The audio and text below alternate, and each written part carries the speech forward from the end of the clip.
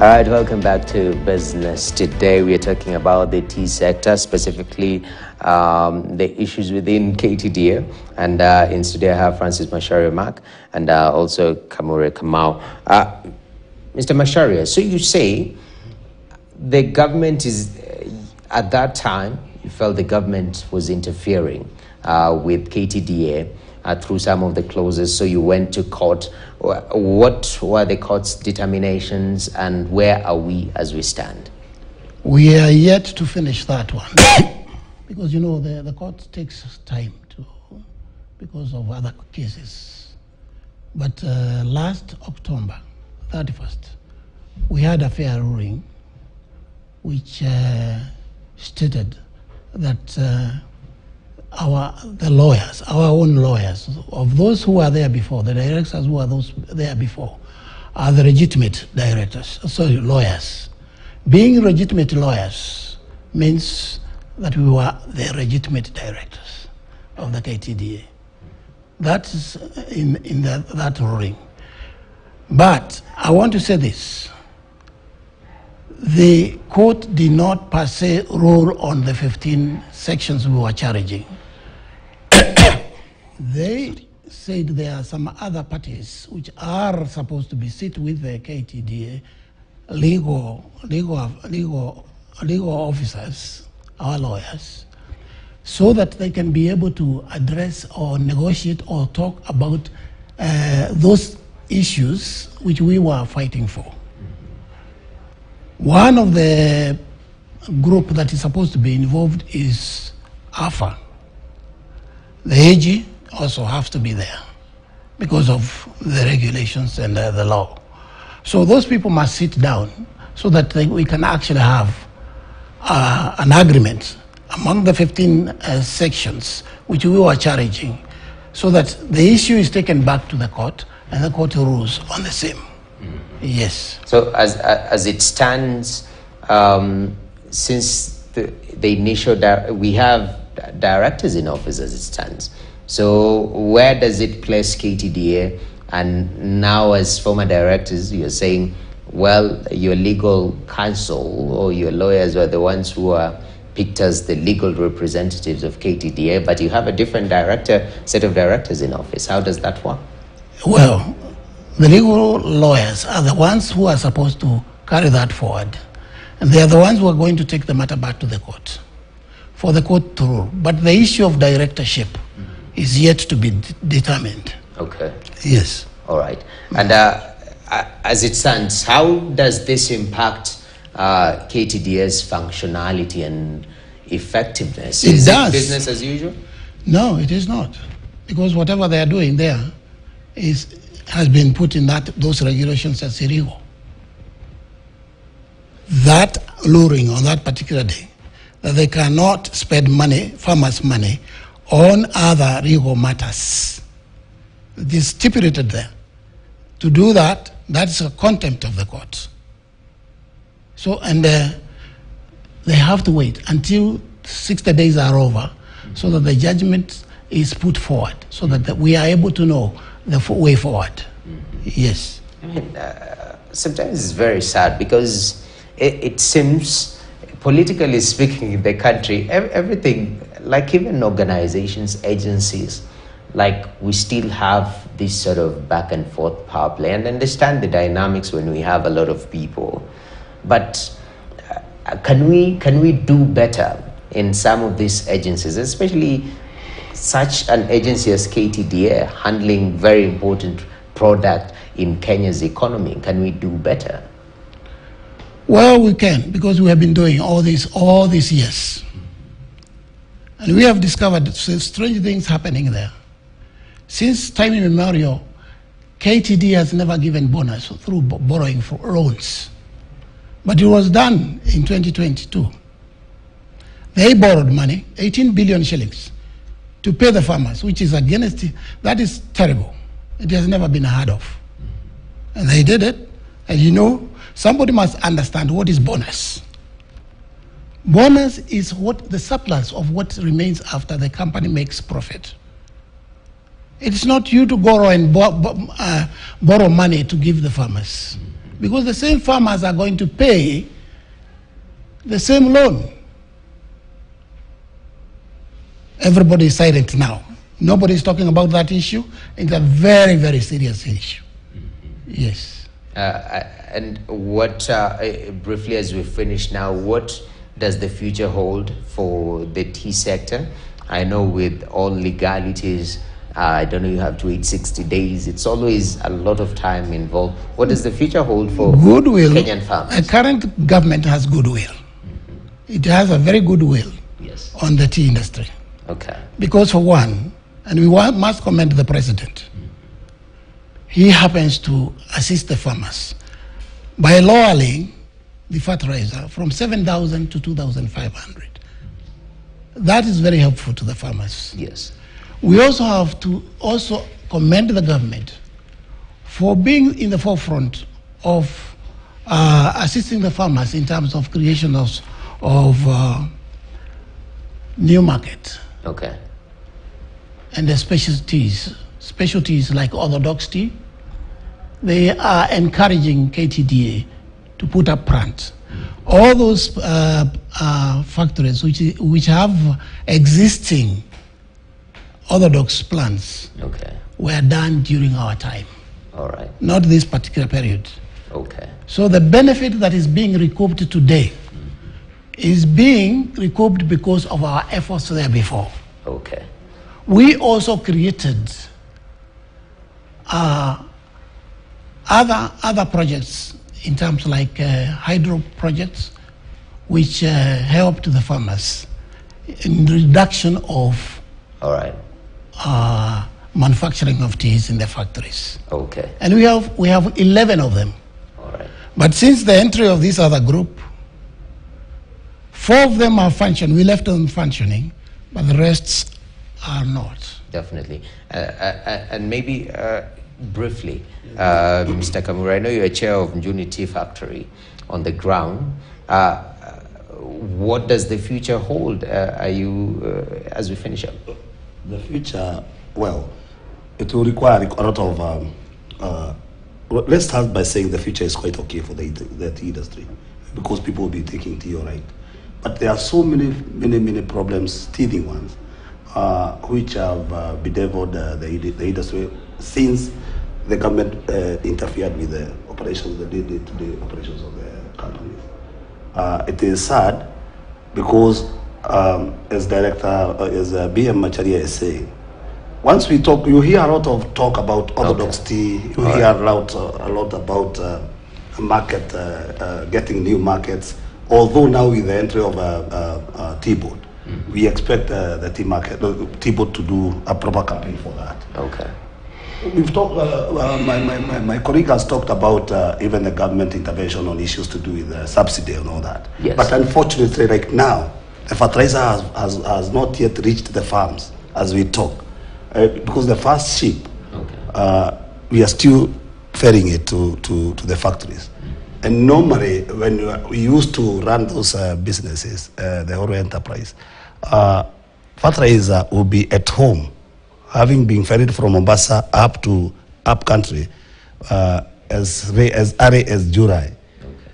So that is going to affect their production for the small scale. Secondly, KTDA already has lost a very big market share to the multinationals as we speak.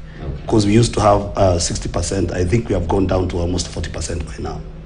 Then again, when you talk about those projects which you are being done, in which we are initiated in our around our time, when you talk about the hydro, when you talk about orthodox tea, when you talk about the speciality, like now we had one which was being funded by JICA in Kagaita, which has already stalled. So it will be good for the leadership now to come in and bring normalcy to the whole industry, because there is no way we can downplay the issue of tea factories, because they are a 1 billion plus enterprise. Yes. If you take, for instance, a factory like mine, where I come from, Juno Tea Factory, is a 1 billion plus, over 1 billion enterprise. So there is no way we can play around with it because of just sheer propaganda and that I want to be a director today through the back door and all that. All right. The industry will require a lot of seriousness, because there is total inefficiency. Okay. And sooner or later, when you hear people borrowing the way they are borrowing, just to support the surplus, to pay the surplus, is a very, very, very serious thing. It's very concerning. A very big concern, because even this bonus that they paid yes. This year, yeah. I am sure, I don't have the figures, but I know money, some cash was borrowed to finance that surplus. Okay. If not to be off the point, but at least I would like to have a comparative of 3 years. Yeah. When we were there with BM Macharia, like 2016, 2017, 2018, for most of the factories, that is when one of the highest bonuses were paid. For 2016, I know for sure for our factory we paid 43.50 shillings per kg. We paid 57.50 in 2017.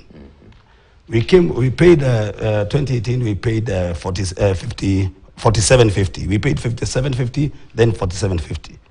If you take a comparative of the years that we have now the Mombasa directors, they are so called. I think for Jono, if I'm not wrong, for Jono, I have the figures here. For Jono, the first year they paid 22 shillings per kg. That is 2021. They paid 22 shillings. 2022, 36. 2023, 44. But why the drop? If it was just a big question, and again also, I can tell you, I heard somebody say that this year's bonus, which is 44 shillings for Jono, is the biggest, is the highest pay. And I said, okay, people, well, there's something very wrong with us. Because me, I know the highest that Jono has ever fetched, and I've been the chair, is 750. And the dollar at that time was at it was at 102. So today, even if you pay 44, with the dollar doing 147 plus, then it tells you all these, whatever is happening is not very right. Because that one was a 40% increment on the dollar. It ought to have been reflected again on the final pay. Yeah, Mr. Mashara, why the drop? Because we can see, because there is sort of equating the previous board occupiers with good performance and the current board occupiers with not so good performance. But are there genuine reasons why post-2020, post-COVID, there's been a drop in these bonus figures? I'll tell you. Currently, there are AGMs going on in the factories. But if you look around, you cannot see the booklets, the AGM booklets, which holds in the booklets, there should be accounting for the whole year. Nothing is coming. You cannot have. Regulation says that you must supply those booklets in 21 days before the AGM is held. Go visiting to those upcountry factories. Nothing is coming handy. Our farmers don't know that. Our farmers are ignorant about those regulations. I'm talking about 21 days. You know why? It's because they do not want to expose on the expenditures. The expenses are too much. The expenses in the factories are beyond what you can call a normal business cycle. And that happens because you heard that the board of directors existing now, in 1 year, they traveled 35 times overseas. Traveling costs a lot of money. You can imagine the whole board of the KTDA traveling 35 times outside to places like Dubai, Russia, Japan, all those. Can we ignore the cost of input now? Has it also been going up? Is that a concern? No, not really. No. Not really. Because, you know, what happened? See a scenario whereby everybody in that board is swept out. And all the people who are coming in, they don't know anything to do with that board establishment. So they would start talking of orthodox. They don't know, like in our place, we had done everything to do with orthodox. The primaries that were done, we had done the BQs, we had done the structural design, and all that, it was done. But today, I have seen in our book of accounts, there is one agenda which it's more as a special agenda that they want to dispose 2 parcels of RAD so that they can be able to finance an orthodox production, an orthodox rain, which to me doesn't make sense, because how many other factories do have orthodox? And with the, previously what was there, nothing would be done without bringing in professionals, the technical people. They look at the effects. If you start, let's say in a zone like ours, we have 6 factories. We cannot all of us do orthodox. So we had to be sampled. A certain factory X to do orthodox so that we don't more or less saturate the market. But right now everybody is talking of orthodox because it's this new song, and that is what they are telling the farmer, oh, orthodox will be bought at $8 and all that. And all what they want to do, they want to reap from the farmer, nothing else. I can tell you for sure. All right. I have something to put in terms of expenses. Yes. When you put a person who is not knowledgeable, like you, for example, seated in that chair, you know and understand the way to program this issue now, and the way you are addressing the way of broadcasting, isn't it? But when you put somebody who is not educated in a factory and you call him a director, and he was only a mere tea buyer out there, there was no issue of knowing who is a director. There was no checkup done whether you have gone up to Form 4. What is your grade? What level did you get to? If you bring an audit to that kind of a guy, you'll not be able to interrogate it. All right, gentlemen, I think there is so much to talk about when it comes to the issues of tea in this country. But I'm glad the conversation has started, and it's something that you can build on. Hopefully one day we have a full table of the current directors and the former directors and see how to amicably work this issue out. But so far as it stands, thank you very much for your time.